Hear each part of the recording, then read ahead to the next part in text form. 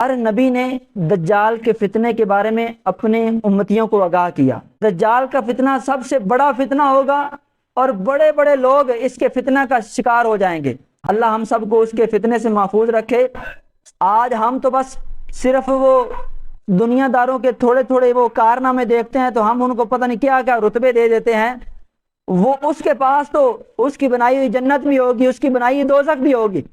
وہ بندوں کو چیرے گا پھر زندہ کرے گا۔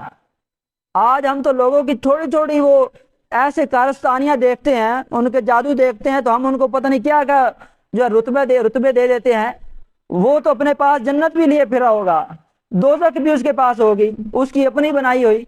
لوگوں کو مرنے کا کہے گا لوگ مر جائیں گے، زندہ کرے گا تو زندہ ہو جائیں گے، لوگوں کو چیرے گا، درمیان میں چلے گا، پھر ان کو جوڑے گا، لوگ جڑ جائیں گے۔ وہ فتنہ سب سے بڑا فتنہ ہوگا۔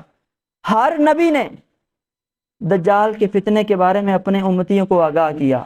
آقا دو عالم صلی اللہ علیہ وآلہ وسلم نے بھی اپنے امتیوں کو دجال کے فتنے سے محفوظ رہنے کے بارے میں آگاہ کیا۔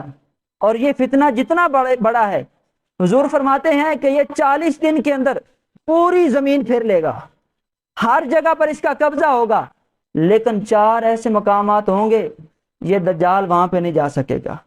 اور وہ مقامات کون سے ہیں؟ حضور فرماتے ہیں خانہ کعبہ، مسجد نبوی، مسجد اقصی اور کوہ طور پر یہ دجال نہیں جا سکے گا۔ ہر جگہ پر اس کا قبضہ ہوگا، یہاں تک کہ پانی کے اوپر بھی دجال کا قبضہ ہوگا، لیکن یہ 4 مقامات دجال سے محفوظ رہیں گے۔